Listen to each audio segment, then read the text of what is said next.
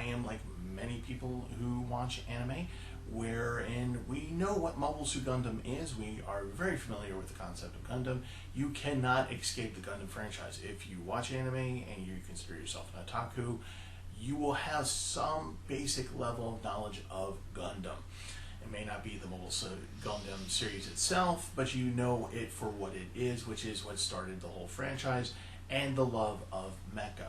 So having said that, just to give you an idea, I fall into that category of people who have, again, know about Gundam, have watched maybe a few of the Gundam movies, a few of the Gundam television series. In fact, I still think that Gundam War in the Pocket is probably one of the finest anime ever made. It's in my top 10. But over the years, I have only seen a handful of actual episodes from Mobile Suit Gundam. And usually at a convention, kind of just poking my head in, watching a couple of episodes here and there. And of course the obligatory clips on YouTube where they take the most important things and throw it out there at you, like all the Nazi clips, the Xeon Nazi clips, which are very interesting. We'll talk about later as we come towards them. So I fall in that category where I've seen all that stuff, but I have never watched Mobile Suit Gundam from beginning to end. So what happened was that Brent Newell over at Anime Archaeology said, "Hey, you haven't seen some of these episodes. You want to watch a few of them?" I said, "Sure." So we got on Zoom and we watched. I thought we were going to watch maybe about 4 or 5 episodes and talk about it a little bit between the two of us and that kind of thing. But it turned into a slog. We started at 1 o'clock. I think we stopped at 7, and we wound up at episode, I believe, 16. So it was a huge thing. It was a huge thing to get through, watching these episodes back to back to back to back. So, as I said, this diary is not so much of a review as it is my impressions of watching Mobile Suit Gundam, because unlike some other anime, this is something where it has impact and you have to kind of stop and think about it a little bit. It's kind of like Evangelion that way. So there's a lot to break down, a lot to process as you watch it. So doing a simple review isn't going to do really any justice, but really I just kind of wanted to throw my feelings out there for you about this particular anime and what I discovered, what I see, and what is pretty much common tropes to everyone. And I just want to warn you right now that this is going to be totally spoilerific. So if you don't want any spoilers, if you don't want to know anything about what happens in the Mobile Suit Gundam anime series, don't watch. Okay, just turn off now, go watch something else, go to Anime Archaeology, watch a weekly dig, or check out Ginger Gaiden, or one of the many other wonderful people who put up stuff about anime, but just stop here.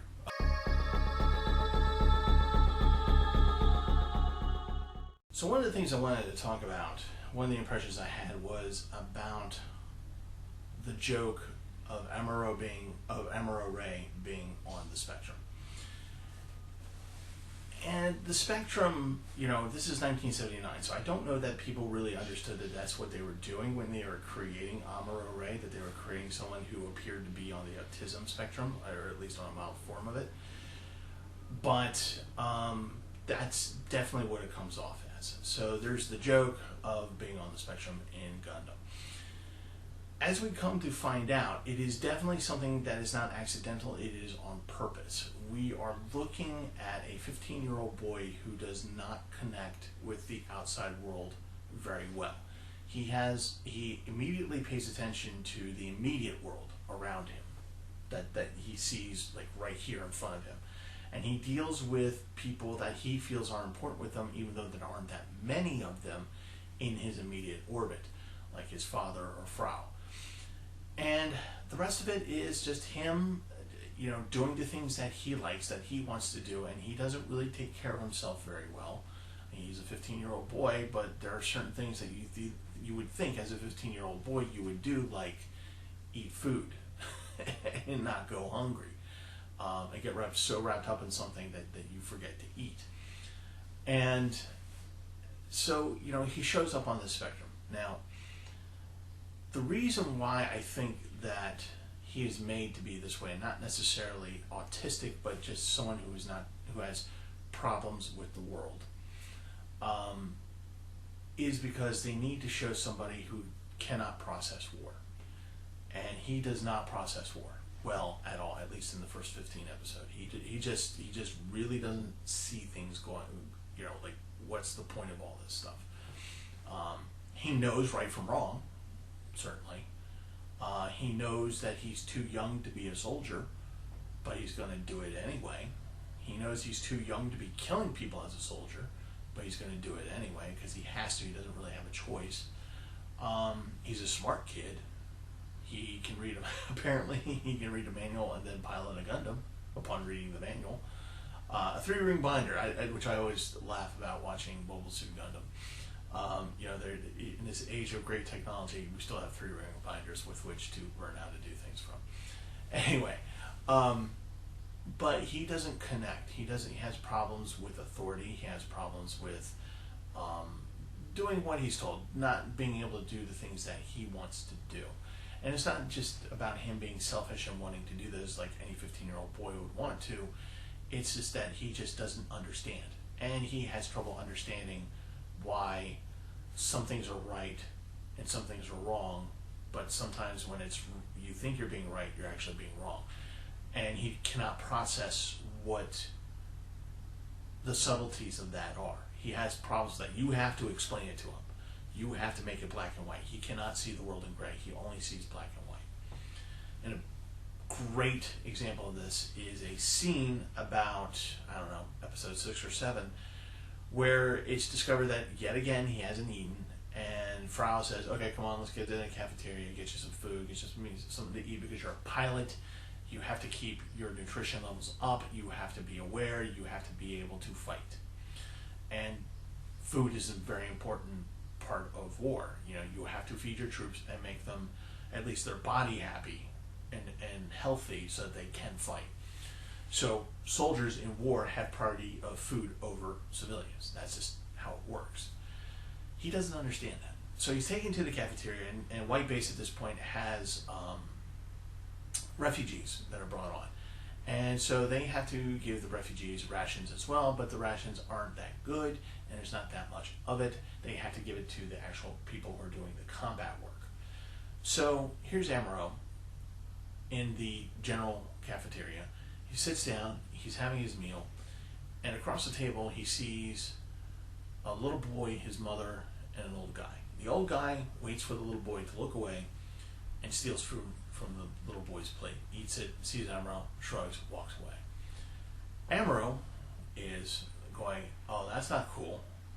Takes his plate, which is filled with wonderful food, loaf of bread, vegetables looking very crisp.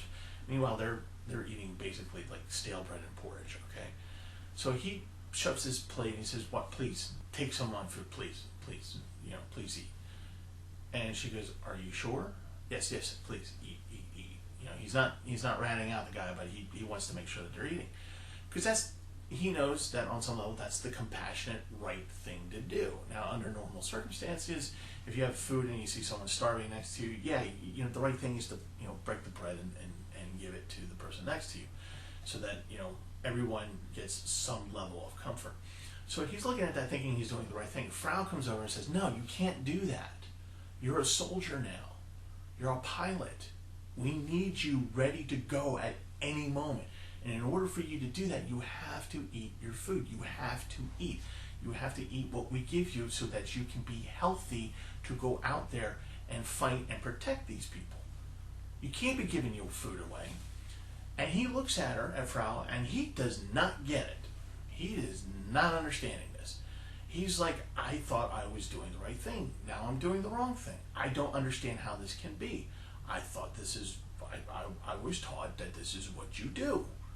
If someone's hungry and you have the food to share, you share the food. Why are you yelling at me? I don't understand. And so he replies and he says the perfect line. He says, well, then don't bring me to a place like this. And he stalks out of the room. This is very much someone who is not connected to what the greater world around him. He sees the immediate world around him. He sees these two people having trouble with food and a person stealing food from them.